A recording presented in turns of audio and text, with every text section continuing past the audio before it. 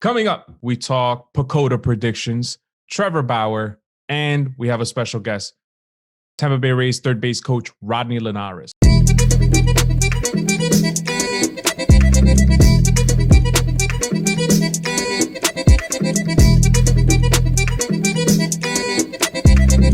Luis, ¿cómo estamos, mi hermano? Manny, what's good? We're good, man. I'm in a good mood today. I don't know why, man. It's been a while, but I'm in a good mood. Hit me with it, man. Hit me. You know what happens a week from today, man? Give it to me, man. Pitchers and catchers report. Oh. So you get the first signs of Major League Baseball returning in 1 week from today. 2 weeks from Saturday, do you know what happens? Spring training? You turn on the Yes Network and you get to watch some Major League Baseball in Florida and in the Cactus League. So we're starting to see the signs of baseball coming. You know, it's right around the corner, man. And you know what's, aside from the fact that baseball is coming back, and I think that based on what the NBA is doing and based on what the NFL is doing, I really think MLB's going to just try to like bang the season out, for lack of a better term. Okay. So I think we are going to have baseball. I don't think there's going to be any shenanigans. Any signs that Jason Dominguez, aka Manchild the Martian, will be taking some hacks at the training camp this spring? Oh man, that would be incredible. You want that to happen. I just want to see. He's 18 years old. I mean, how old was Mike Trout when he made his MLB debut? Wasn't he like 19 or something? So why not, man? Get this kid some hacks. Get him up as soon as possible. Don't you want as much? If this guy's the real deal and people are talking about him like he's the real deal, don't you want to see him up here as much as possible instead of wasting away in the minor leagues?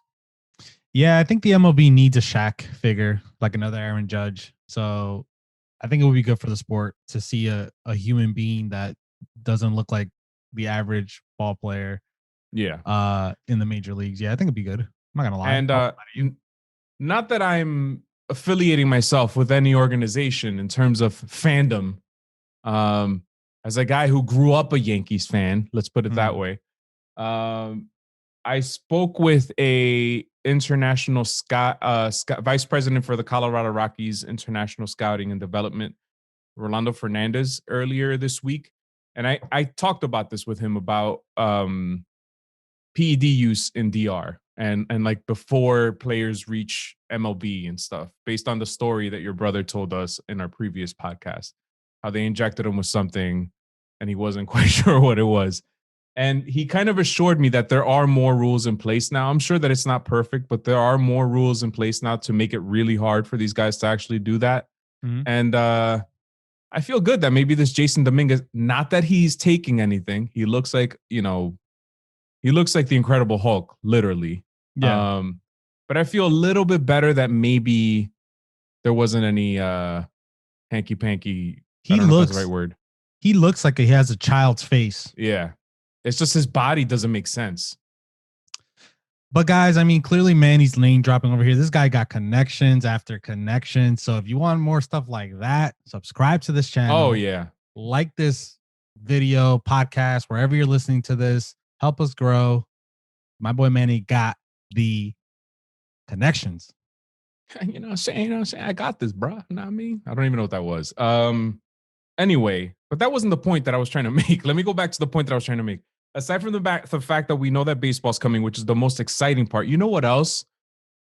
This like pitchers and catchers and spring training brings up for me. Like what else? What other things it gets me excited about? That we're getting some warm weather around the corner, man. That this horrible winter where it seems like it's snowing every single day. Yeah. And I know I'm the guy who likes cold and stuff. Yeah. But I'm done with this, man. I'm ready. Done with it too, man. All you adults on Twitter or in my WhatsApp chat saying like, oh my God, the snow, look how pretty it is. I'm so happy. You guys suck. Your energy for bringing snow into this world is just making it worse. There's some cars on our street that still haven't been driven since that big blizzard that we had a week and a half ago ish. Yeah. So please, there's nothing good. I don't care if my kids grow up in a world where they never saw snow. It's not that big a deal to me. No, Me personally. I'll tell you this: even kids, they get excited when it first happens. They go out and play the first day, the second day they play, but you can tell they're not so much into it because they're really cold. After the second day, my kids didn't want to go back out there again. And I said to my wife, I was like, this is weird because this is the most snow we've gotten in a while here. And at least since I've been in PA. And my kids don't want to go out and play in this. Like, you know what I mean? So I'm ready for it to be gone. I'm ready for that 70 degrees, go out, play catch. I'm ready for it. I'm ready to go put my feet in the sand. Me too, man. That's the thing. Baseball will always have over other sports. It's played in warm weather. You're outdoors. You're eating your hot dog. Mm-hmm. Drinking your beer. Mm-hmm. Baseball. Speaking of hot dogs, what's your favorite condiments, man? Give me a hot dog with everything on it. For real? I'll put relish, mayo, mustard, ketchup, hot sauce, beans if it's available. But that's just being. I'll tell you something. A little crazy. And when I say I'll tell you, I'm talking about the audience, not you, Luis, because I know you know this. But there's nothing like a Dominican hot dog, man. Nothing in this world. Oh, get out of here, man. For real? To me, I mean, maybe because I don't know. To me, there's nothing better than those $1.25 hot dogs. They're sitting in that dirty New York water, boiling for hours and hours on end. There's just nothing better than perfectly steamed and soft. I think it's the bun, like that potato bread bun or whatever, and they just put like ketchup, mustard, and mayo and hot sauce and everything. Those to me, those disgusting. You have more than two. If you have more than two of those, you'll feel sick. Those are the best hot dogs. I have a story for you, and we're gonna drag this on, and I'm really trying to keep this a little short today. But and then we'll talk some Super Bowl and some baseball stuff. But there's a place for you guys who live in New Jersey. There's a place in Newark. I don't know if it's still there anymore, but it's right off of Branch Brook Park. And I don't know what street it is. If it's Park Ave, I can't remember what it is. But they park a couple of hot dog trucks. And those things are they're like one of the best hot dogs you'll ever have. And they're like $1 each. At least they were when I used to go maybe less than 10 years ago, for sure. Mm-hmm. So me and my brother-in-law went. This is a true story, and this I was still lean at this time, and a bit younger. Him and I bought $20 worth of hot dogs, 20 hot dogs. Okay. Mistake. And the idea was we're gonna bring it back home and we're gonna share it with his other brother. So 3 of us, 20 hot dogs. Maybe we'll pound 2 or 3. We have some left over for later. Him and I ate 19 on the way home, and brought 1 back to his brother. 19 hot dogs. No, that 19. Was a mistake. That was a mistake. No, it was a total mistake. Hot sauce, all that stuff on there. So good. I feel those hot dogs that you mentioned are the ones I'm pretty much referring to as what I consider the best hot dogs from New York. But I can only eat like 2 of them before I start feeling disgusting. It's kind of like Oreos. I can only like 3 Oreo cookies before I start feeling like disgusting. 19, man. So yeah, man, you probably have a disease. 9.5 each, man. That's when it all went down, man. Well, what was the bill on that? $20. They were $1 each. No, I mean, what was the bill in your body? Like, how long were you sitting on the toilet for? Oh yeah, no. I regretted it for a few days after that. Yeah, because who knows what the hell hot dogs are made out of to begin with. But all right, all right. Let's bang it out real quick. So we talked about pitchers and catchers, spring training. So here are the rules for next year, Luis. There will be 7-inning doubleheaders again. There will be runners on second and extra innings again. However, there will not be a universal DH, and there will not be an expanded postseason. So what this tells me is clearly the only thing that the owners have on the players is that they know the players want the universal DH. The only thing the players have on the owners that they know the owners want is an expanded postseason. Neither side is getting what they want. Either side doesn't care about 7-inning doubleheaders. It benefits both sides. And either side doesn't care about the runners on second and extra innings because it benefits both sides. So again, the battle between the players and the owners continues. What do you think about these rules? And yeah. Never been a fan of the runner on second in extra innings. I think it's cheap. I don't really care too much about the 7 inning doubleheaders. I think it's cool, whatever. I don't think anybody wants to sit there and watch 18 innings of baseball on a Sunday. Nope. Right. Um, and I just think the universal DH is a no-brainer. Mm-hmm. And I know there's a lot of old school baseball fans that are like, no, there's strategy. The strategy it takes to run a game not having a DH holds as much weight as like, I can't even compare it to anything. I can't really figure out like, I guess to me, like in football, when you choose to kick against the wind or versus the wind first in the second half, like that's as much. Yeah. It's stupid. I don't know. I don't see the. It's like having your quarterback be the kicker on your team. I think that's what it's like. Like just taking a position completely that does not belong to this person and giving it to them, like, or giving it to the safety or some shit. Like you're have like what the DH would mean to the NL is what that is. I'm saying people's argument for liking the DH because the managers get to strategize more. Whatever, man. I just feel like you're giving them more credit than you need to, because it's the strategy speaks for itself. Like you're eventually gonna have to take that pitcher out unless it's DeGrom. Like, come on, it's not even with the bullpen arms that are out there these days. Like, it's not that crazy of a strategy to think about. We saw that it worked last year. We didn't see any nonsense. Well, there's always a nonsense at bat, but a pitcher's an automatic out in a game. Like, don't you want that to be a meaningful at bat? You know what I mean? I don't know. And if you really love the not having a DH, then if don't give in to that rule. Just start your pitcher in that position. I think I don't even think it's about love or anything. I think it's a money issue. Again, I think that if the players could get a universal DH, that increases players' salary. Like I don't think Marcelo Osuna signs for, I think he got like 16 mil a year if he could be a DH, because some team is going to outpay the Braves in that regard because they want him as a DH. Yeah.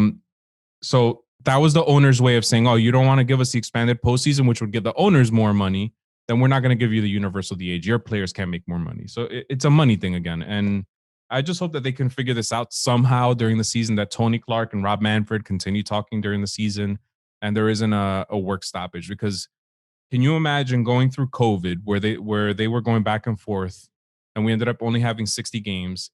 Then you're back this season, maybe not at full capacity, but you're going to have a full season. And then you have a lockout. Like that would be, that could destroy the sport more than the 94 strike did, in my opinion. So figure it out, guys. And a couple things, and this is going to go long. Another thing baseball should try to fix during that CBA is how to make the offseason more entertaining, because the NFL is turning into the NBA right now with this whole quarterback carousel that's going on. The NBA owns off seasons, like they're always relevant. And baseball from October through February, it's dead. It's just rumors and hot stove. And is this guy going here? Is that guy going there? Yeah. I think they should have a period, like from the moment the World Series ends, maybe you do it until, let's say, from November through like to December 31st or something is a free agent signing period. Everything has to be done during that time. You know what I mean? Like something like that. They should have some, just to make stuff move a little bit quicker. You know what I mean? And then you have a month off, and then pitchers and catchers. You're relevant for 11 out of the 12 months of the year. Anyway, next thing is the PECOTA predictions, which happen every year. Everybody poops on it. I don't want to curse. But here are the division winners according to PECOTA. The Yankees would be since there's no expanded postseason. The Yankees would win the AL East, of course. The Twins would win the Central. The Astros would win the West. And then the Rays and Angels would be the wild cards. What do you think? Rays and Angels? I don't know about the Angels, man. I don't know about the Angels either. I don't know about the Astros, to be honest. Yeah, but then I'm trying to think like who would I'm trying to think like who would win that then. Like who's left? I never want to count down the A's. I mean, Oh, I thought you said the A's win the division. no. The Astros win the division. The Angels get the wild card, and then the A's are in third place with an 80 and 82 record. I never want to count out the A's. They did lose Marcus Semien. They traded away Chris Davis for Elvis Andrews. Yeah, I would definitely put the A's in the running for the wild card of the Angels. I just feel like, I mean, I know the Angels have all that talent, but I mean, is Ohtani ever gonna live up to his expectations? If he does, then maybe yeah, I do put the Angels as the wild card team. I think he's the X factor. If he has a healthy season, if he can pitch and hit, Yeah, I think they could be a wild card. I don't really believe in the Astros. I'm going to be honest with you. They lose Springer. What is Altuve going to be like next year? Verlander's a year older. Yeah, I'm not sure. It was Kyle Tucker on their team as well. I mean, I think the Astros still have some guys that are up and coming that they could. I wouldn't count the Astros out either because I didn't think the Astros. I know that I know they were like the only sub 500 team in the playoffs. I think on the American League side, but they still made it to the ALCS. Yeah, they did. You know, Carlos Correa was a beast. Something the Yankees can't say. Okay, and moving on to the National League. Oh wait, by the way, in the Central, no White Sox. They have the Twins in first, the Indians in second, and the White Sox in third, which I think is asinine. The Indians traded away Francisco Lindor, Carlos Carrasco, and they're in talks to trade Jose Ramirez potentially. I don't know how the Indians can stay relevant in the Central right now. And I think the White Sox proved last year at one point that we're the 1 seed. And they have a lot of young guys in that system, and they have a good pitching staff. They just got Lance Lynn. I don't know. I might put the White Sox higher than the Pacoda predictions do. I'm putting the White Sox over the Indians.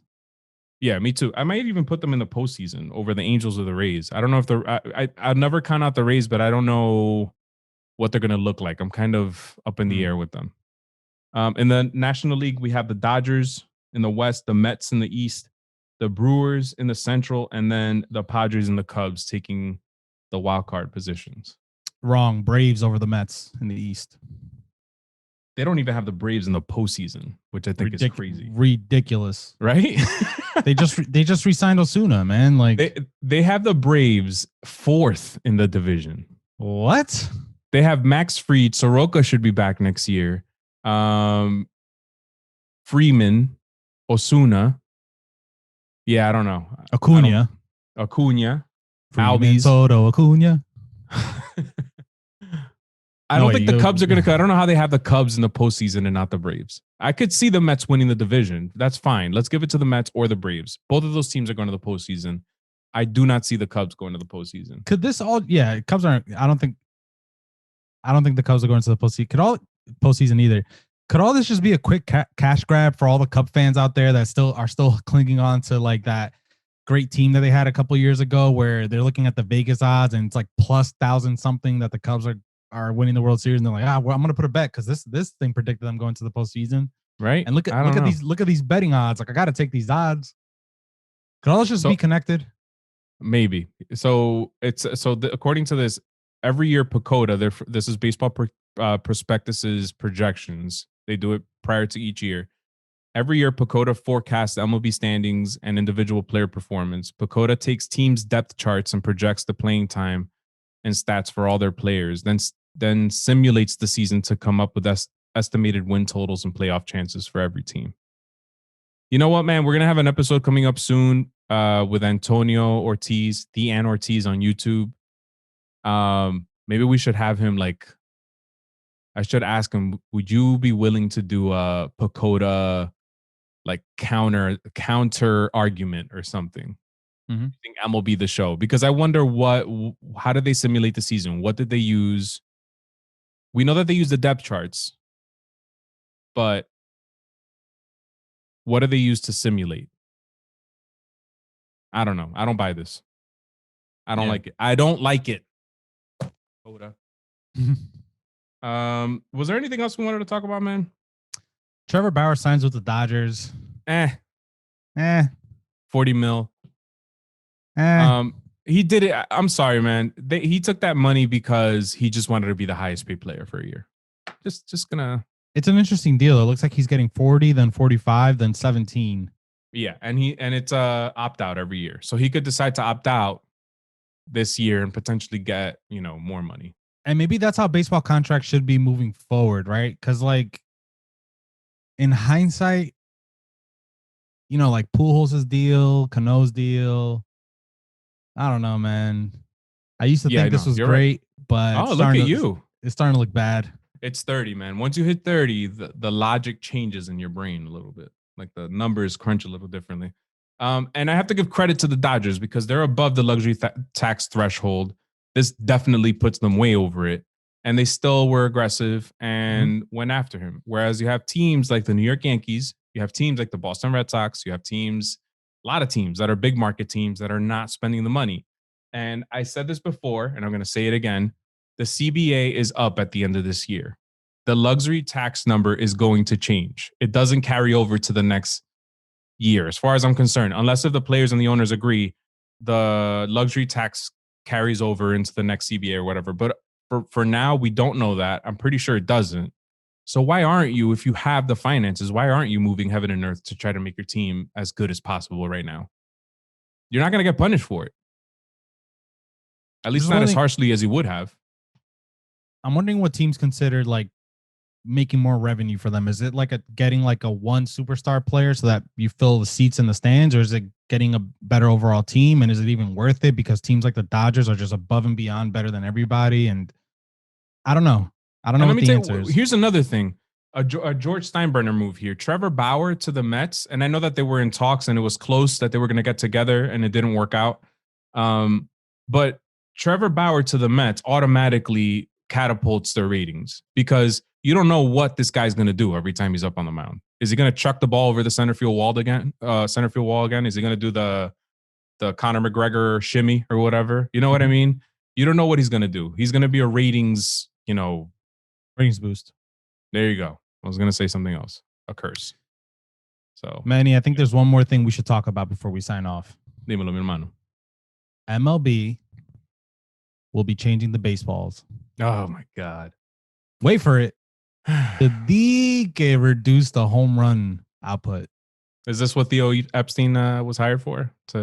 That's the first thing that crossed my mind. I'm like, this guy literally went in there and said, hey, you know what, guys? You know what would be a crazy idea? We don't admit to juicing the balls, but we'll just deaden the balls so we stop seeing all these crazy home run numbers. I don't get it. You know what I think they should do? They need to run a electromagnetic test on these balls. They need to put these things through every test that they can before every season and say, this is what this baseball looked like this year. We're not responsible for anything that happens after this. You see it. These are the results, so that every year we can track this, because they officially made this to the point that like we're all just like in limbo right now thinking about what's going on with these baseballs. And the fact that they're saying that they're going to deaden the balls, it just makes me think that they've been doing this like all this time, and they just been tweaking the formula little by little. Yeah. But with nothing to test this off of, like if they're just going to go ahead and deaden the balls and nothing to test, do they really want to go down this path where we could potentially see, like, let's say like there's not even going to be a 30 home run hitter this year? Like, you know what I'm saying? Like, is it worth it? There's nothing to test this off of. Why is it a story? Like, I get it that reporters, there was that woman on The Athletic, Meredith something, I can't remember her name, but that she took the ball apart and she realized she noticed something, that the cork was bigger or something. I can't remember what it was, or that it was more bouncy or something. I don't get it. I don't remember. But anyway, I get that people are going to do stuff like that, but for the most part, play like football, act like football. Like, don't even acknowledge it. Just like keep going. You know, don't talk about the baseball. Don't make it a thing. You just made it a thing by saying that you're going to deaden the ball. Because now you have guys like David Price tweeting I forget what the tweet said, but like, oh, now baseball's deadening the ball, but I thought that it was never juiced in the first place. And then Mike Trout responding to him with, emojis or whatever. And now it's a thing, So don't make it a thing. Just keep going, man. Just whatever. Here's the baseball. We're playing with this baseball this year. Don't even talk about it. Like, oh, did you change the baseball? Just say, no, never change the baseball. We're good. Just keep doing what you've been doing. Just don't make it a thing. It's a thing now. I really want to figure out what they're doing to deaden the baseball. Like, are they now putting lead in it instead of cork? Like, is it going to be goat hide instead of cow hide? Yeah. No. What's the word for bouncy? What's the educated word for bounciness? What's the educated word for bounciness? I know this. Come on. You got it. I'll get back to you on that. So yeah, just don't make it a thing, man. Okay. I think this is a good time to move on now. So coming up, we have Rodney Linares, Tampa Bay Rays third base coach. Follow me at Manigo3 on Twitter. Follow Luis at Hovamojo on Twitter. We're Bodega Baseball. Rate, review, subscribe. Peace. Peace.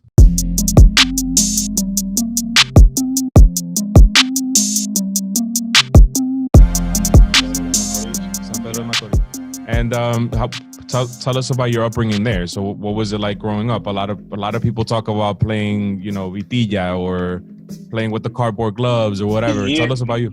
You play with, you play every game. But, well, my upbringing was kind of weird and so when I was really, really young, we really, really struggled. Like, I can still, how some things get like entrenched in your mind, like from when you were a kid, but you hardly remember a lot of things. But I remember living in a house with a lot of people.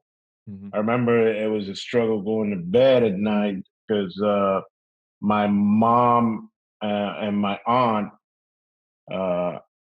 we lived in the same house with my aunt because my dad was traveling so much, mm-hmm. and he was never there until probably,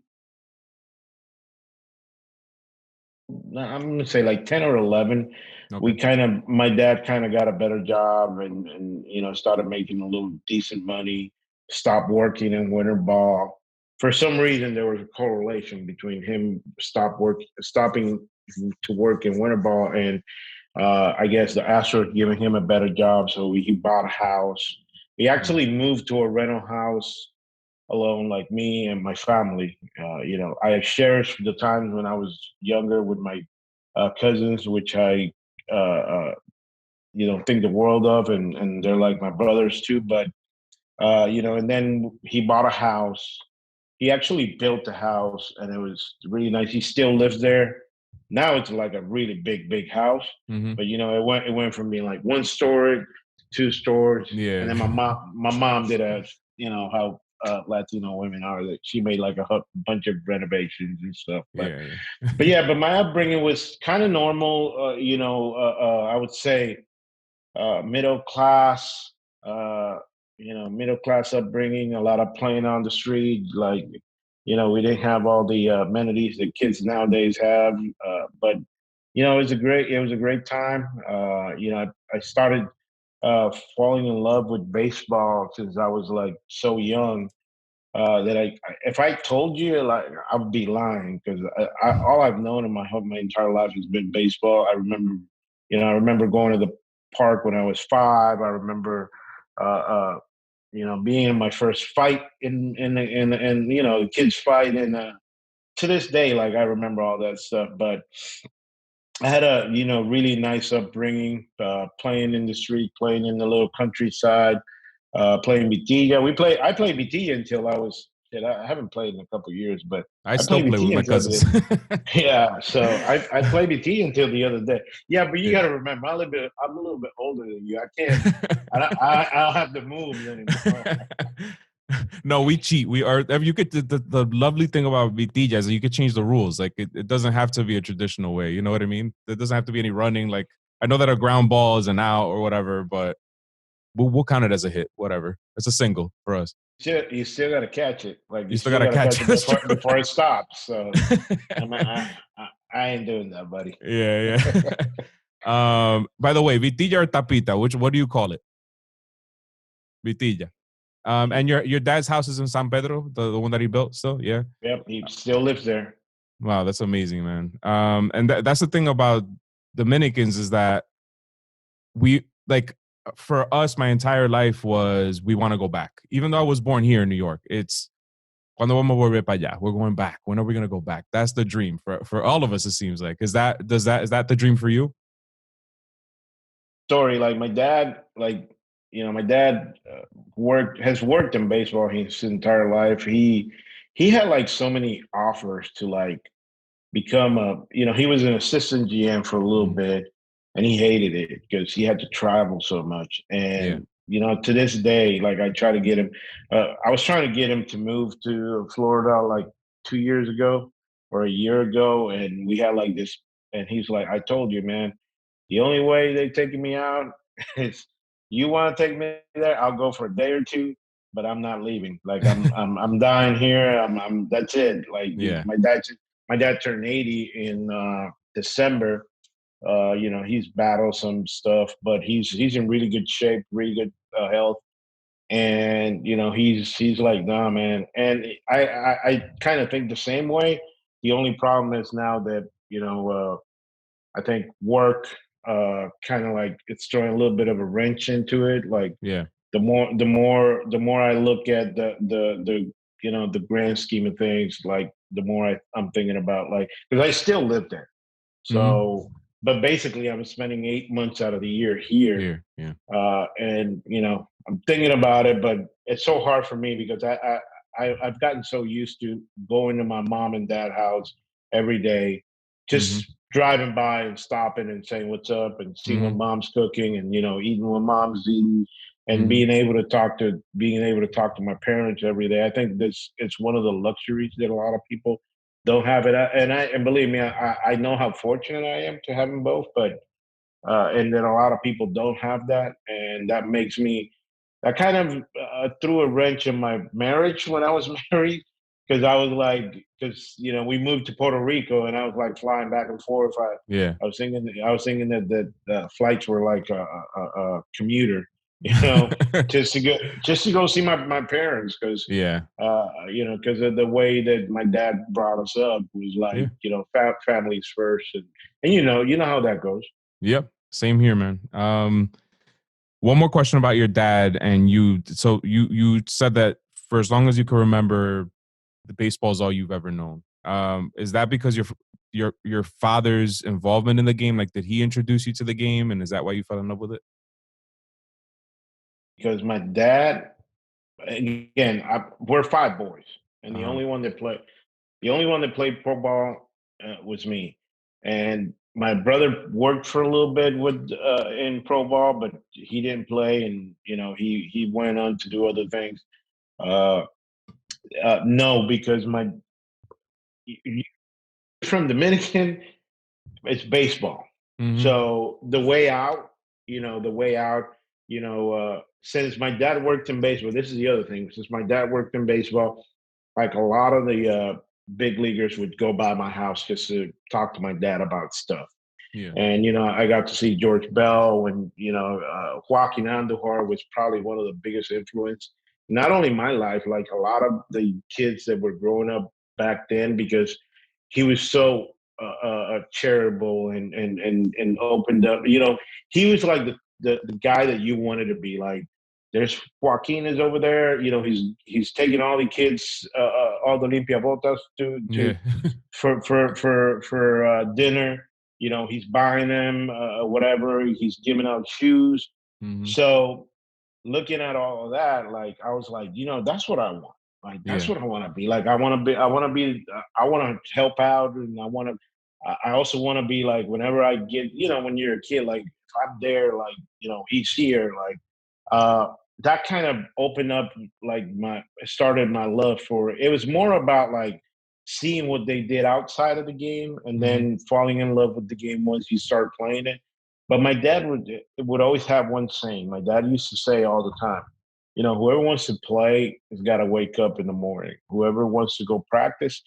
My dad never made anybody go to the game. Like my dad understood, and it's kind of like the way that I'm treating it with my kids, how hard this game is. Because a lot of people see it and they're like, oh yeah, you play baseball.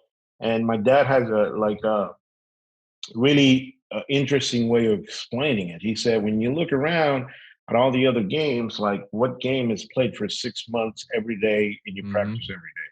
There's none. So there's a lot of failure involved in baseball, which is a little bit. It's even my dad says like in Spanish, es peor que la vida, porque en la vida no te va tan mal todos los días. And if you think about it, a guy that gets 3 hits in 10 at bats is like a really, really, really good player. Exactly. It's like Hall of Fame. Like so if anywhere else you work and they give you 10 chores to do and you only do 3, you're fired.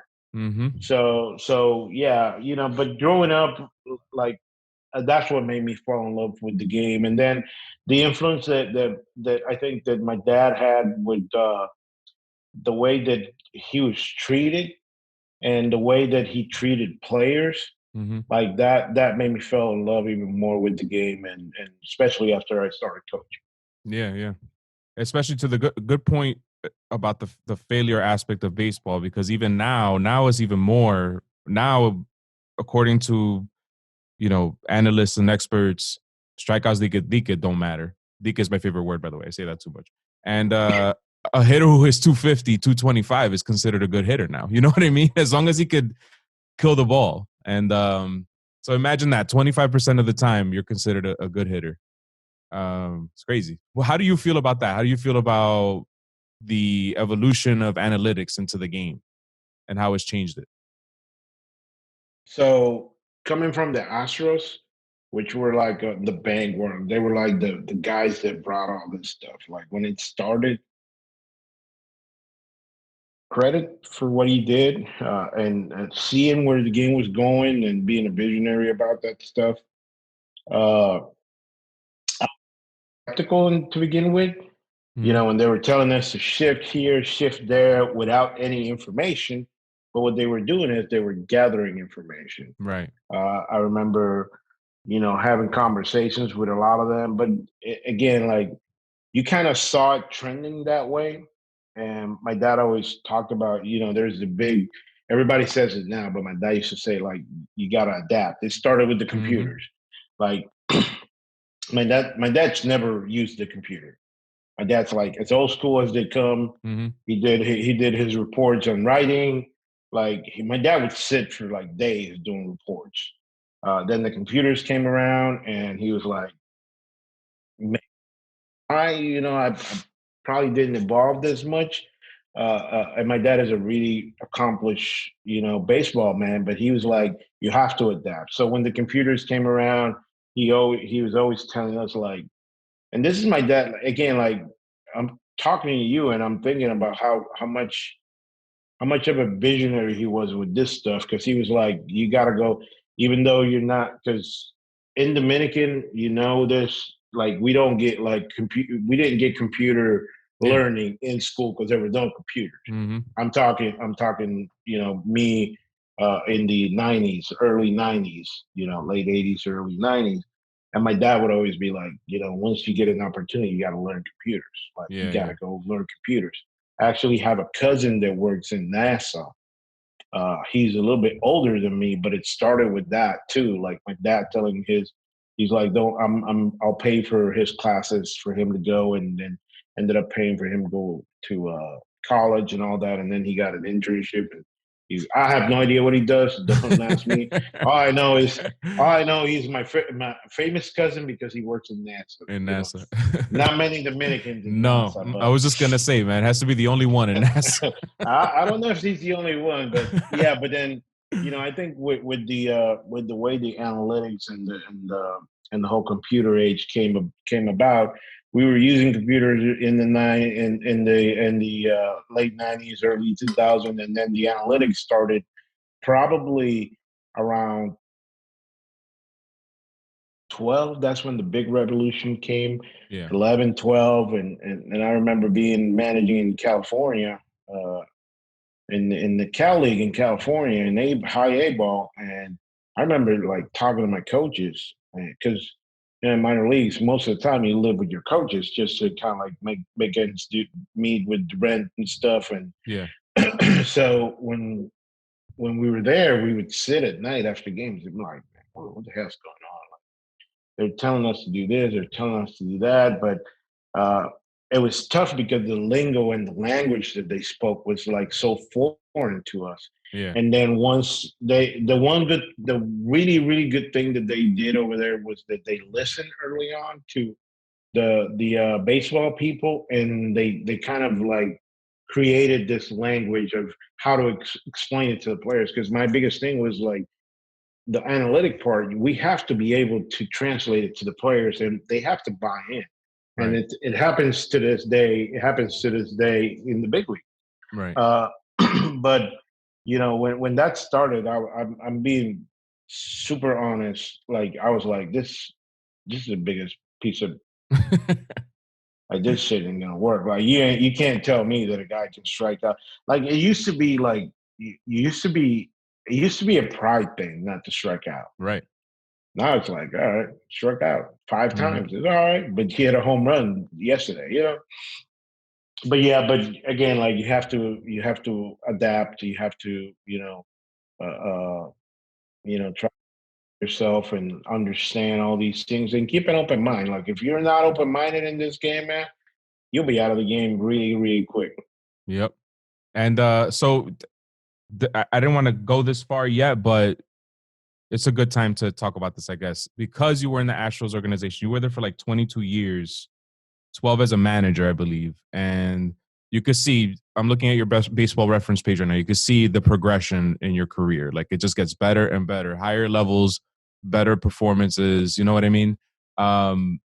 You're almost the perfect candidate for a managerial position. I don't want to, you don't have to answer this if you don't want to, but that's clearly the goal for you, right? To get an MLB manager's job. I mean, I said this to Jesus yesterday. I was like, I don't know how this guy doesn't have a job yet. Like, why do you think that is, in your opinion?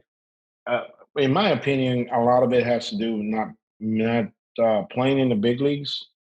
Most of the young managers at least had like a little cup of coffee in the big leagues. Played. You got to remember, like I started so young at coaching that by the time I was in AA, I was still the youngest. Like everywhere I went, I was the youngest manager. Mm-hmm. By the time I hit AA, I think my third year, that's when you started to see the revolution of these younger guys coming in and getting an opportunity to do what I did. But when you talk about my entire resume of like, getting better and better, I think it went better and better as better players. I started getting better understanding. I started the way for me, what clicked in baseball was understanding that you have a personnel that you have to let them. You can't micromanage. Okay. And you got to understand that these guys go through so many up and downs, and you're there to kind of like teach them the way. And if they can trust you, you got them. And once you get them, they would run through a wall for you. Big leagues is a little bit different. Big leagues, you're more like pit crew and kind of like, hey, everything's going to be okay. Like you're not actually teaching them a lot of stuff. Yeah. But you're actually kind of like trying to get them to maintain and trying to get them to come out and perform every day. When you say, I've thought about it, like, I don't get why I not consider. And then I got a big league job, and then I started going like, oh, okay, now I get it. Now I understand. There's a lot of things that go behind it, and to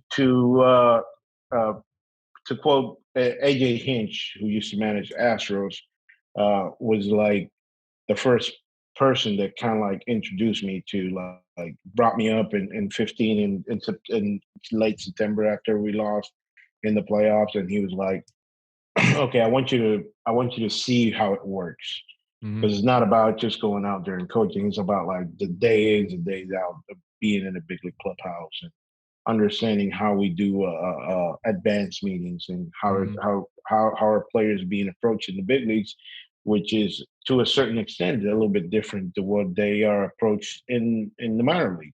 Because in the minor leagues, you're basically telling them like, this will put the organization, or this is what I think it's better for. I never like to throw like, hey, the organization wants you to do this. And I would be like, you want to play in the big leagues? I think you should do this, this, and this. So what's the goal? The end goal is to play in the big leagues. Now, when I started seeing what happened behind the scenes and all the stuff that went into it, I'm like, okay, I get it now. Like you have to at least be there. So what's the way to do it? What's the way to get a big league manager's job is to become a big league coach. Like you have to be in the big leagues. So I've enjoyed the hell out of the last year and a half here.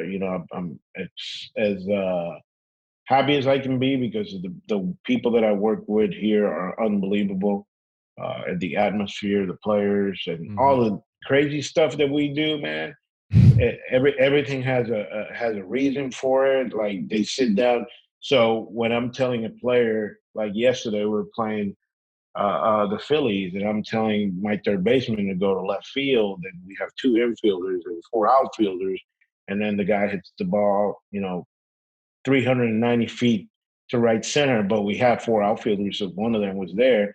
Like now they see that, that it worked, and right. So yeah, to answer your question, like who doesn't want to get to the pinnacle, like this is as high as you can go in baseball as managers to manage in the big leagues. It's only 30 jobs in the world. Right. So, why not? Like I tell people like, yeah, I have one of 30 jobs in the world, like third base coach. There's only 30 of them, but the ultimate goal would be, to manage in the big leagues. But if I get to, if I don't get to do it and I want to be the best third base coach that I can be, and if that's what is in God's plan and that's where my potential was going to max out, I wouldn't be mad because, I'm pretty good at what I do. Yeah. I mean, I would say so. A third base coach to go from managing minor league clubs, the expectation, I guess, would be to go into a major league clubhouse, but to go to third base, you're essentially, you have the second most important job, aside, in my opinion, aside from the manager in a game. No? What would you call it? We were talking about this the other day. It's like the most like not so rewarding, but you're the one that makes all the decisions on the fly. Like you're sending runners, you're stopping runners, so you're actually like running the game. That's why in the minor leagues, managers coach third base. So since I coached, and to quote on that, like when I got the job, I remember talking to my dad, and my dad's like, I don't think I've ever seen anybody get his first big league job as a third base coach, like the very first one. And I talked to Manny about it because I talked to Manny about a lot of stuff.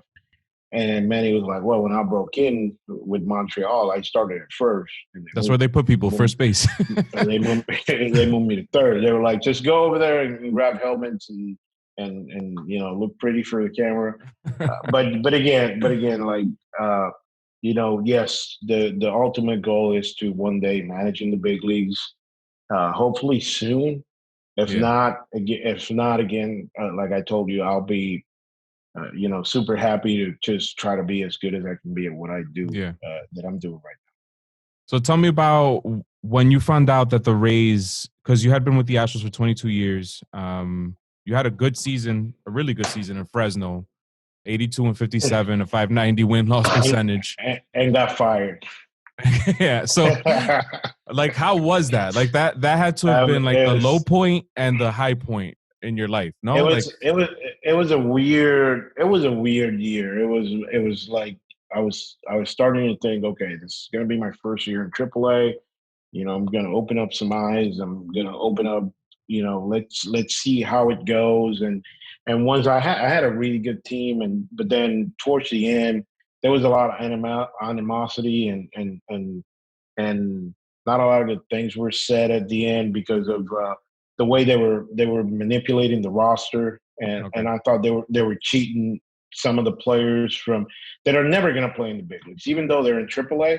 But I thought they were cheating them out of an opportunity to win the championship, and I think all they thought about was that I wanted to win the championship, and I always told them like you can't do certain things and expect. And I understand the big leagues are like we're there for pit crew, send guys up, but when a lot of things didn't make sense, and then AA was out, they had lost in the playoffs. We're playing the AAA finals, dude. We're playing the AAA finals, and you telling me no, we're just going to shut down guys and that we're playing in AA because we don't want to fly them. We probably don't want to pay to fly them there and stuff. It didn't make a lot of sense, and a lot of the people that were running it, the minor leagues at that point, were people that probably didn't have a very good idea of what minor league baseball was about. There were so many things during the entire year that I kept thinking like, this is probably not going to end good. And I used to tell my coaches, I'm like, I've been here for so long, and the one thing that I have is that when I think that things are not I'm going to speak up. I don't talk that much. People that know me say, that I'm quiet. I don't. But if I see something wrong, and I think a lot of that had to do with it. And then the explanation that I got after was like, "Hey, we're going in a different direction." I'm like, I need a little bit more than that after 21 years. Yeah. And I think it was a little disrespectful, to a certain degree. For them not to even give me like, this is what's going on. I know that we had a lot of discussions because they wanted me to sign a 2-year deal at one point to go to AAA, and I said I don't want to box myself in AAA for 2 years when I thought that there was a clear path to a big league job in a lot of other organizations. But then people ask me all the time, and I think this is the first time that I've said it. I did get fired. I did get called. I did get a phone call while I was at the airport in Houston because I had flown in to go meet with the team. Like, hey, we didn't know you were coming. So there was a lot of miscommunication between them and all I was. The only explanation they said, hey, we met last night and we're not going to renew your contract. And all I asked was, am I going to get an explanation of why? And this is what I said. I said, all I want to know is if I did something wrong after 21 years, like I don't want to go to another organization because I'm going to get a job. But I don't want to go to another organization and then make the same mistake without knowing what I did. Right. And they kept, they had, and they did, like, not even the GM. He's not there now because of all the shit that went over there. Yeah. But not even he didn't even call me.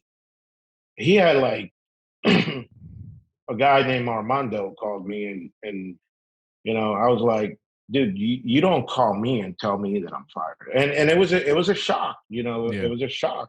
It was shocking the way it happened. But again, and like nothing was clear after that day.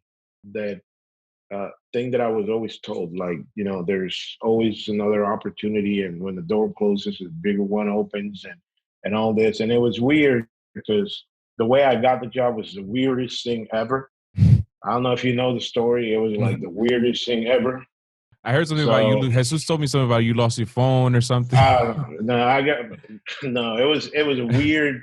It was a weird couple of days. So, so after, not to go off thing, but after I got fired, I went to New York. I actually watched 3 games in Minute Maid after I got fired. I went to New York, my brother's house. I spent like a week there, just like searching, like, okay, what's the next step? So then I flew back to Dominican, and my girlfriend had come down. She lives like 45 minutes away, so she was staying with me. And I wake up in the morning and she wakes up and she's like, "Hey, did you park the car somewhere?" And I'm like, "No." So my uh, kind of baseball backpack was in there with my computer, my laptop, my iPad, my U.S. phone, because I have a phone in Dominican that I was using, my U.S. phone, and they stole a car. So I had to go to the cops, and you know how it works in Dominican. Yeah. Like I'm like, dude, there's GPS on the car, whatever. They found the car like 3 hours later, but they took everything. Yeah. So I was like, man, I'm trying to track my phone. The Astros had shut down my email. So when you work with an organization for so long, like my phone and the phone that I had was a company phone. Mm-hmm. But I was in the process of getting the number for that I was going to pay for it now. Right. But that was another big mess because they would never let me. And then they locked up my email, so I had no access to email. This is the email that I've been using for 18 years or something. Oh my like God. that. So I'm completely in the dark. So I'm sitting there going like, man, by that, I got a couple of minor league offers to go AAA, AA, to be a coordinator, whatever. And I was like, and it was getting a little late. Mm-hmm. I was like, and I remember watching the beginning of the GM meetings. I think they were in Vegas, if I'm not mistaken. Maybe San Diego. Was it San Diego that year? That was before 18. You're probably right. It was the end of 18. Okay. So I was going like, man, I might have to fly out there, like just to like go shake hands. Or I don't know. Yeah. I've never networked. I've never done any of that. So when I lost all my contacts and all my stuff, I was like, what am I going to do now? So I'm sitting at home. I had a interview lined up. What was it? Arizona, and for the minor leagues. And I get a message on Instagram. And dude, number. I'm like, what happened to you? I've been calling you. I've been trying to, that the Rays have been calling you for like 2 weeks. Oh my God. And he's like, do you have a number in Dominican? And I gave him the number, and 5 minutes later, I'm talking about 5 minutes later, I get a phone call from Kevin Cash. Wow. At this point, like 5 minutes later, and big league managers calling you, I was like, wait a minute, what the hell's going on? Like this moving like way too fast. He was like, hey, are you interested? He's like, I had 3 people lined up to interview this week. So, because all the research that we did, we think you're the guy, we think that we want to interview you, blah, blah, blah. And I was like, yeah, when? And he was like, can you fly out? I'm like, I can fly out right now. And he was like, no, I'm going to have somebody call you and set it up probably in the next day or so. And I was like, all right, I'll see you then. So then, to my surprise, the person that called me used to work with Houston. Mm-hmm. And we started talking, and she was like, yeah, this is a good place, good environment, good people, blah, blah, blah. I was like, okay. So I set it up. I think that was a Monday. I flew out Wednesday, interviewed Thursday, flew back Thursday, that same Thursday, flew back. On the way back, I got a phone call from San Diego. And they were like, we're interested in interviewing you. And I was like, I'm going to be brutally honest with you guys, but I had an interview right now, and I think I did pretty good.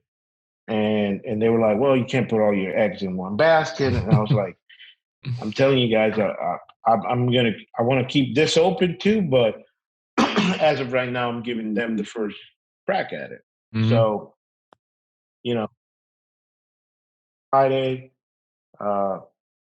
then I had to I remember because I had to do a phone interview on Friday with the GM and the president, who was Chaim and Eric, and we were on the phone for like 2 hours, just talking baseball, talking like, you know,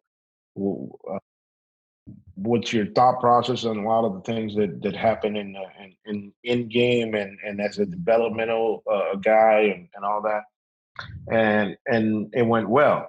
So Saturday, I think Sunday, there were the awards, and Cash was runner up, and I remember watching him on TV, and like 5 minutes later he called me and he's like, "That's funny." Hey, he's like, I'm not kidding you. Like 5 minutes later he called me. I'm watching him on TV talk on MLB. It was probably pre-recorded, and he goes, "Hey, how you doing?" He's like, "Hey, these calls are never good because they're like, you're gonna think I'm giving you the company line." I'm like, "Oh shit!"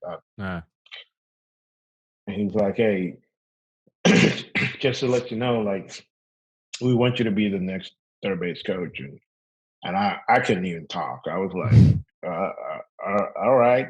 And he was like, "What do you think?" And I was like, "Can I call you back in like 5 minutes?" He's like, "No, you got to talk to the GM. Now you got to guys cut. You guys got to get to an agreement." And I'm like, and he's like, "He's gonna call you as soon as I hang up." And I was like, "Can you tell him to give me like 2 minutes, because I can't talk right now. Plus, I gotta call my dad." And I remember it was a really emotional conversation with my dad. It was short, but it was really emotional because we both cried, and I remember him saying, because I asked my dad, I'm like, "What should I ask for?" And he's like, "Just take the job." He's Just take the job first. just take the job. He said they're gonna know your worth once they see your work. And just take the job. Don't worry about the money. And one of the things we talked about a lot was like, my dad used to say that the first year that he coached in the big leagues, he lost money because of the way everything works here. And he's like, "So don't be surprised if you lose money." And I was like, "So then I got to ask for a lot of money." And he was like, "Nope, no, just take the job." And it was cool because then I talked to Eric, and he was so open about all this stuff. And I was like, "You know what? Don't even tell me how much you pay me. Just send me the contract now." So that's funny, man. That's great. That's an awesome story. If you don't mind me asking, what was San Diego? What was the position they were offering you? Opening in AAA to be the manager in AAA. Okay. So they had AAA manager and lower level hitting coordinator. Okay. And they were like, because I ended up talking to them on the phone, and I actually, when I got the job, I was supposed to meet them on Monday. There was a game, and Fernando Tatis was going to play his first game for Estrellas. So I went to the park and I met with them, and we were talking, and I told them, I appreciated everything. They're young guys over there in San Diego too. They're two young guys. They're younger than me. So I was like, "Who are these two kids?" And they're like, "Oh, that's the farm director and the assistant general manager." I was like, "Oh, wow." Yeah. No, then win-win, because the Rays are an exciting team, the Padres are an exciting team, and you managed Tatis in for La Estrellas, right? So you would have had his son and Fernando Tatis Jr. in San Diego potentially. I don't know if he wasn't called up yet at the time, but how was that like? Last year? He got called up. Yeah, it was good. He got called up last year, but again, like it was such a bizarre and kind of rewarding time in my life when all that stuff happened in Houston, and people joke with me all the time. They're like, "Oh, at least you got away from the garbage can stuff and all kinds of things." And I was like, you know what? I'll be brutally honest with you. That probably should have never happened, but I don't think I've ever been around a lot of so many talented young guys that I was when I was over there. And now that I look here, it's kind of like the same recipe for success. It's just like a lot of young guys that are not inexperienced with a lot of talent, and by the time you look, they're going to become superstars. Yeah, you look at the moves that the Rays have made in the past, like when they made the Archer trade for Glasnow and I can't remember who else it was, but at the time you're thinking Archer, he's an ace. That guy is a beast. And I mean, look, he's still a great pitcher. Unfortunately, he's hurt. But look at what the guys that the Rays got in return have been doing. It's fun. Like you're develop that the system that the Rays have developed is at this point you have to say is almost flawless because they've been competitive for a long time now, and they always have like the lowest payroll in the league. You know, And Meadows. And Austin Meadows. There's also a kid that was actually there's a really good minor league pitcher who's coming up.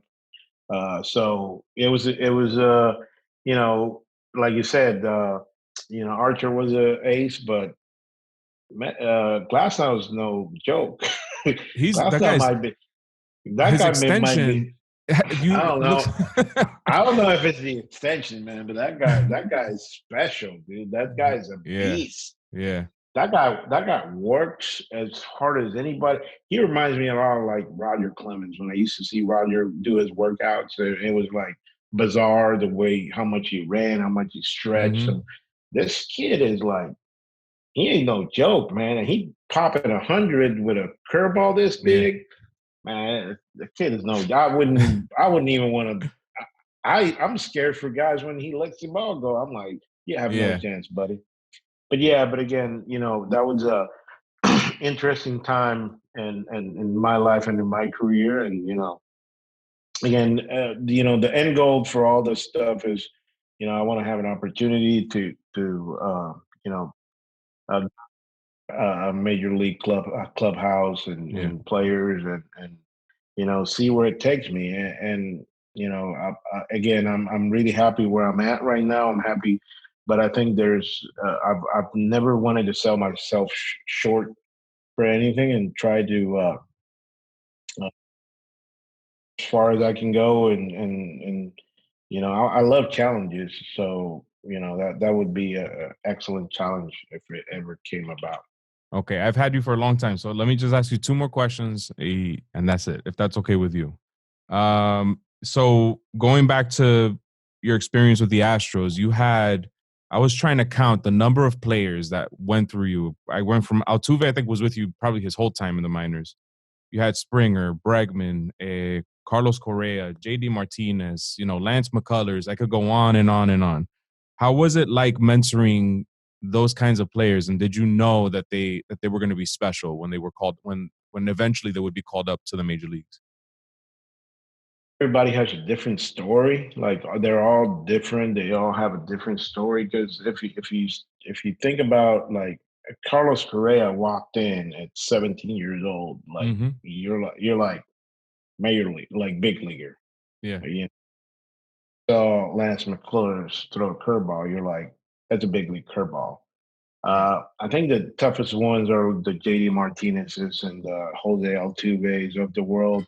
The Kike Hernandez, he's one guy that doesn't get mentioned a lot, but Kike. Delino the Shields. The line. I had Kike for a couple of years. I just saw Benj Velasquez yesterday. It was kind of funny because he punched out the side in the first inning, and I'm running out. They're on the third base side, so I'm running out at home. And I hardly ever say anything to the guys that if they say what's up, I'm like, hey, what's up during the game. Like before the game, we're talking, but I didn't see him. And as I'm walking, he gives me a big old nudge in the butt, like as I'm running by. I'm like, so there's so many guys, but all those guys, again, like everybody has a different story and a different path. So to tell you, like, I knew this guy was going to be. Honestly, I always tell people, and he doesn't get mentioned a lot. And his Stubby Clapp had a lot to do with me playing Jose Altuve. Okay, Stubby Clapp was my first base coach and my hitting coach. The first year I had Altuve, which was 2008, I believe, yeah. And I remember he used to come in and be like, Poppy. He's coaching first base for the Cardinals, so you got to know who he is. So Clapp would come in and be like, Poppy, hey, this kid is amazing. Like, you got to see what he does in the cage. I'm like, you short and you're short and you play in the big leagues. And I used to tell him, like, you think everybody that's short can play in the big leagues? You think ever? And he was like, no, Poppy, you gotta come see the kid. And I started, like I told you, the one thing I did in the minor leagues that I did early in my career was that I was everywhere at all the time. Like, I did not allow people to work. I wanted to do everything. I want to be the pitching coach. I want to be the hitting coach. But then again, I think a lot of the success of not only winning ball games but developing players was allowing those players to form a relationship with everybody. You know, like, their relationship from mine was going to be different. You know, they're going to be more close to the guy that's always with them, the hitting coach in the cage, the pitching coach in the bullpen. So once I realized that, and my dad had a lot to do with that too, telling me, like, hey, you can't be everywhere. Like, people got to work too. Right. Yeah. So like, Altuve was one because of that. You know, he had the disadvantage because he was short. And, you know, Altuve bulked up a little bit now. You know, he's stronger. He's a man. He was a kid. He was 17 years old and, you know, scrawny little kid. And you're like, ain't no way this kid's going to play in the big leagues. But then once you start seeing it, I was like, you know what? Maybe I should push for this kid to play a little bit more. So let me play him at. And I remember we had a kid that was a converted outfielder to second baseman that they had traded from the Phillies, from Bahamas, named Albert Cartwright. And they were like, Cartwright he's got to learn how to play second base. He plays second base every day. I'm like, what about this guy? This guy's pretty good. They're like, he's younger. He's going to be okay. You know, we don't know. And I was like, all right. So I would tell Tuve, I'd be like, go to center field. You know, go to short. I might play you at short because this guy can't. This guy can't play. So I might as well just put you at first base. I asked him one day, I'm like, go to first base, man. Oh my play God. First base. Yeah. So, and then you have the guys like J.D. Martinez, who gets drafted, and, you know, first thing I come in and he's 20th rounder, and their stories are the two that I talk the most, not because they're like the biggest stars, because, you know, you have Correa over here, you have Kike, you have all these other guys. Joe Musgrove is another guy that I managed for a little while. Josh Hader, you know, Brett Phillips, who we now got. Adrian House. There's, like, the list goes on and on. Actually, we were playing, not to go off topic, we were playing the Mets, and JD Davis comes up to me. He's another guy. JD Davis comes up to me and during BP, they were hitting early, and I'm out there, and he comes over and we start talking. He's like, what do you feel when you look around the league and you got like five guys everywhere? It's true. Like, you look around, not Tony Kemp's in Oakland. This guy's over here. That guy's over there. He's like, what do you feel like? And I was like, I'm proud of you guys, man. I'm really proud that you've achieved what the organization at that point and we all thought you could do. And, you know, a lot of you guys have exceeded a lot of the expectations. But again, that happened with J.D. Martinez. He's a 20th round pick, not supposed to play. Sorry, first day, we're having night practice in Greenville, Tennessee. There's nobody there.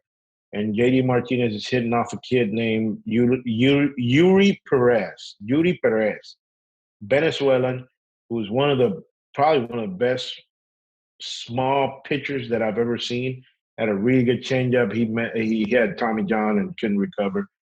Through high 90s with a really good Pedro-like changeup. He was really good. And I remember J.D. Martinez goes up to hit, and the first pitch this guy throws, my pitching coach at that point was Rick Aponte. And Aponte's got this is 2009. He's got the radar gun there, and I hear whack. And I look up, and that ball's over the batter's eye in center field. And I asked Aponte, how hard was that pitch? And he was like, that was 95. Wow. So I had a little Samsung flip phone that was my company phone. So I opened it up and I called my farm director. I'm like, Ricky, this kid Martinez, man, this guy can do some things. He's like, he got guys got to play ahead of him. So figure it out. And so the next 2 days, I'm harping at him. I'm like, I need to play JD Martinez. I need to play. And he goes, you know what? Play. Mm-hmm. And at home, he goes 0 for 4 with 4 strikeouts. So after the game, we used to do computer report, but you also had to call it in, like call a recap of the game. Like, this is Rodney Linares with the Greenville Astros on date da da da da da. Line score was we lost the game da da da da da. And then you had to this guy hitting wise 0 for 4, not good competitive at bats. So the next day he calls me. He was like, okay, he's not going to play. I'm like, dang. So we go to Bristol. Never going to forget this because it was, I think that was the year that Michael Jackson died, or the same day or something like that. I remember they were talking about it. We're in Bristol. I don't know if you've ever been in Bristol. That's like the oldest ballpark, smallest clubhouse. It's as minor league as it gets. JD Martinez is not playing. The kid that's playing center field, Grant Hogue, one of the best players as far as clubhouse guys I've ever had. He had a lot of tools, but you could never hit. Mm-hmm. Hoagie playing center field, and I remember him running after a ball, pulled his hamstring. Oh yeah. And I looked to the side, and I see JD. I'm like, JD, go to left, and I'll move the left fielder to center field. Mm-hmm. In days, he proceeded to go, I think, get like 8 bats and had like 7 or 8 hits and like 2 home runs. So boom, I'm getting a phone call, and I'm like, I can't sit him, man. And he's like, well, you play him, and until he's sitting, you got to play him. Okay, I get it. Play him. So I called JD Martinez in, and I said, dude, because I try to make him a first baseman, and the first day he got hit everywhere. I think there's a big article about it that he talks about it. He's like bruised up everywhere, and I was like, that's not going to work. So go back to the outfield. So I call him in the office like 2 days later, and I said, listen, JD, gonna make big league players your bat. If you hit, you'll play. You want to play in the big leagues? Just hit, please. Ends up winning 2 batting titles the first 2 years. Amazing. Then becomes the player he is right now. To this day, we joke about it a lot. Like every time I see him, and he's one of my. For me, I think he's one of the guys that if you ask me, who are you most proud? He's one of the guys I'm most proud because I know he battled a lot of stuff and he had the knee injuries and all this stuff. But when you talk about these other guys, if you're a first rounder like Correa, you're like, yeah, he's going to play in the big. He's going to get all the opportunity in the world to play in the big leagues. Not saying that he didn't earn that because he's a really, really talented player. But again, like when I think about the list of guys, man, and the things that happen and I can write a book, and I'm probably going to do it at some point.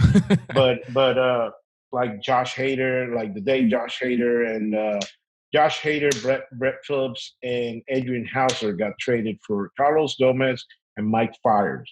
And I remember the exact same where I was and what happened, what led to it, and how it happened. And they couldn't get me on the phone because of bad service in Midland, Texas. And I'm like going to the dugout for the game, and I had to pull Phillips, and it was like a whole mess. And, a lot of the things that happen, backdoor, like that people don't know about. At one point, maybe when I managed 10 years or maybe when I worked for, 20 more years, maybe I'll write something down. But again, I have so many beautiful memories and some not so beautiful, but I have a lot of good memories about the players that I coach and the people that I've met along the way. Yeah, no, it's I never considered how important a manager is in the minor league system, because you had to vouch for guys like JD Martinez and for guys like Jose Altuve. Had it been somebody else, they may not have given them that opportunity because of the higher ups. You know what I mean? But you saw something. So in a lot of ways, you're kind of you have some stake in their success. You know what I'm saying? No. Yeah, but I don't like to put it that way. I think that, you know, it's written. I know that God brings people into your life for them to put their little el granito de arena in your cup, but I can't say yes. I can't say no. I think they've earned everything. I want to go to bed every night thinking that I did everything I could to get every player that I could to the big leagues and to help them develop and become good people and good players. Like when you say that about talking about it, I remember this is the last one that I'm going to bring you back. We were when the Altuve thing happened. That was 2008. Back then we had meetings where we had to go to Houston, and you know we're in the big room with all the scouts and all the managers and you know most of the developmental people, and you had to talk about your team. And I remember talking about Jose Altuve, and I said, you know, AAA went first, AA. I think Tony Pena was managing AAA, and it went down the list. So I get up, and I remember my dad telling me, like I told you before, like if you have nothing good to say, just don't say it. If you don't have anything to say, shut the f up. just don't be that guy. And you know, I'm talking and I'm going like, yeah, you know, I think our best player is Jose Altuve. And you know, when I'm done, they question you about certain things. And yeah, the farm director at that point got up and he was like, so what would make you say that this guy's the best player? And I told him, I was like, got a lot of intangibles, you know, he's the one kid, first thing he can play, then second thing, it's just the intangibles, the way he wants it. You know, this kid came up to me and told me, I don't want a room with a Latin guy. I want a room with an American guy because I want to learn English. Because like those things, and I remember he was like, "Well, I disagree with you. I think this guy's got more value because of his upside." And there was an old time scout who passed away. His name was Walt Matthews. The guy was unbelievably humbled, and he was really, really good with me. And he used to call me Little Julio. Never called me by my name. In all the years that I knew him before he passed, never called me my name. He always called me Little Julio because he knew my dad. They knew each other for. I think he was the longest tenured. I think my dad has no chance to catch him because I don't know, he worked for like 100 years and something like that. But so he said, "Wait a minute!" I remember he banged on the table. He banged on it, and he goes, "Wait a minute! If Little Julio is telling you that kid can play, then you listen to him because with him 99% of the time, and he knows him better than all of us in here that go out there. I went out there twice and saw it, and I see the same thing that Little Julio did. Here I am. I'm like sticking my chest out. I'm like, I got Walt Matthews on my back. Like this guy's vouching for me, and lo and behold, everything went well for Altuve. And I remember, getting called out by the farm director, like, you don't talk about guys like that, like when guys are not prospects. I'm like, well, I'm telling you what I think, man. Yeah. And I think a lot of that allowed me and earned me the right for a lot of things when I was over there. Like I got away with a lot of things that certain guys wouldn't get away with just because it worked. Like I could tell you, because I'm not going to lie to you. I'm going to tell you. I'm going to be like, right. And nowadays that's kind of frowned upon. Like, you got to like embellish a lot of the things. I'm like, no, I'm telling you the truth. Like, that's why I love it here, and that's why I think Kevin Cash is successful, because he don't mess around. He'll tell you, great guy to play for, because he allows everybody to be themselves. He creates a good environment, and I think that's 99% of winning is creating good environments for players. But the one thing, he's not going to lie to you. He's not going to tell you like you're great when you suck, when everything says you suck. But that's how you get better, is knowing what your flaws are and what you need to work on. And if you just have a whole bunch of yes men around you, what are you accomplishing? Okay, last question. Be surprised, buddy. You'll be surprised. There are a lot of people like that, man. It's crazy. I don't get it. So is there anything that I didn't ask you that you want the Latino community? Again, this is a Latino lifestyle It's for us, by us. Something that I didn't ask you that you want people to know about. One thing I think, and it's not even about me. It's about like our our generation, like my generation. I'm a little older, but I think we got to start doing a better job of educating our kids about like all the things that are happening with this changing world and how much power we have.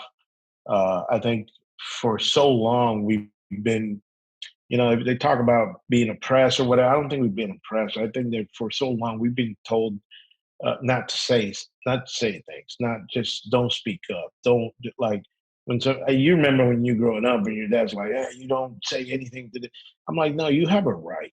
Like, yeah, you don't want to be a hole about it, but you have a right, and just making sure that in the Latino community we're so tight as a community, but at the same time, like we allow a lot of things that are not right to continue to happen just because, oh, I'm gonna back up, my guy. I think what's right is right, what's wrong is wrong. I think that we have to continue to evolve and continue to uh, be good citizens and continue to try to get our kids to understand that there's so much power out there for them.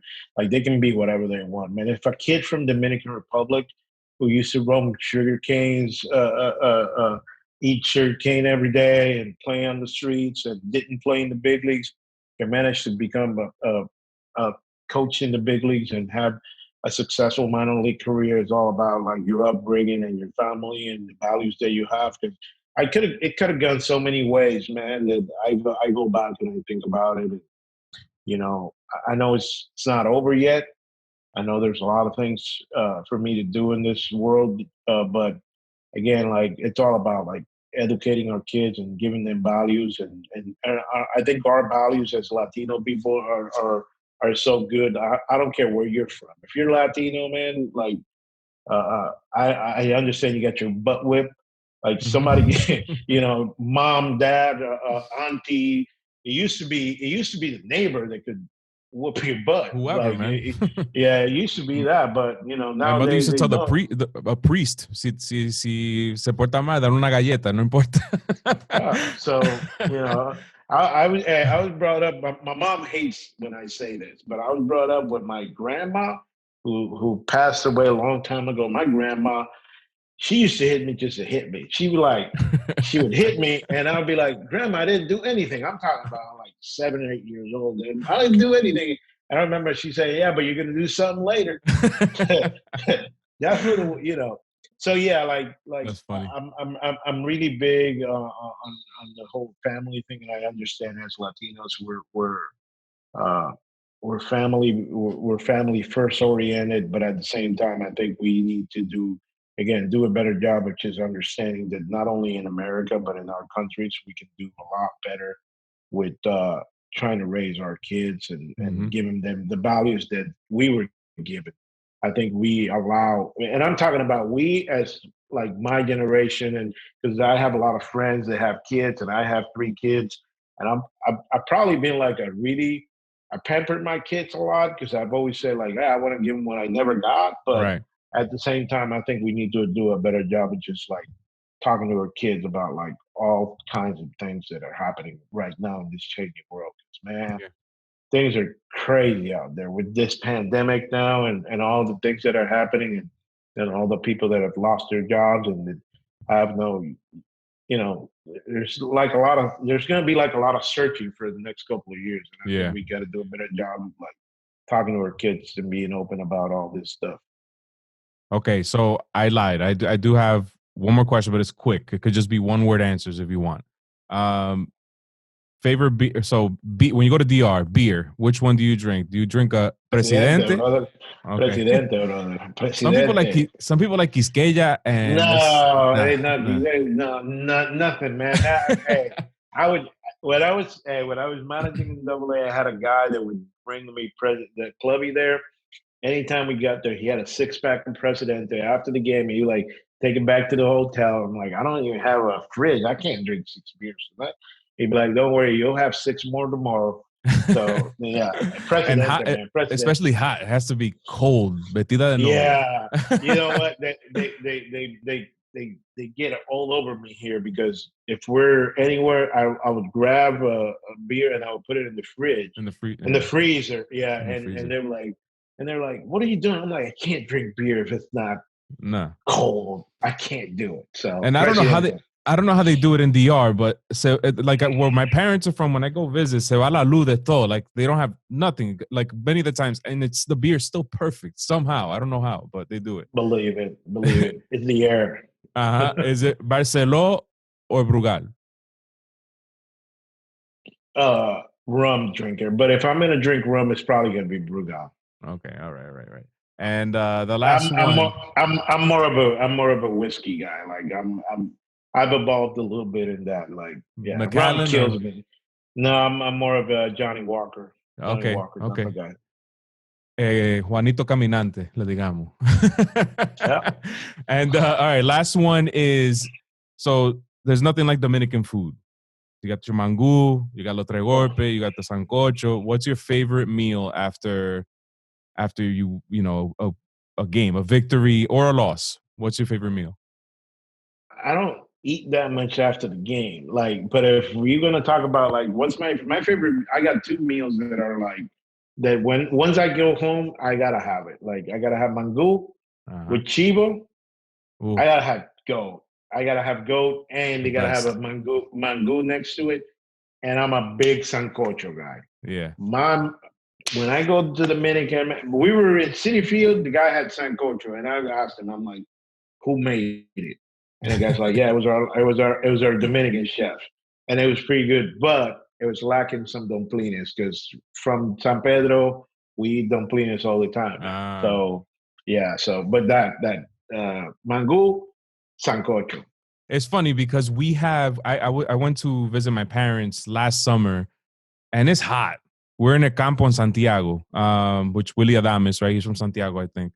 And it has to be like 100 degrees, and they're cooking up a sancocho, and I'm like, I don't know how I'm gonna eat it, but it's still the best thing in the world, man. Nothing like it. There's nothing like a sancocho. It doesn't matter. It doesn't matter how hot it is. It doesn't. And again, if you have a little bit of white rice on the side and you can mix it in, whew, man, I just got hungry, dude. Me too, man. I'm hungry.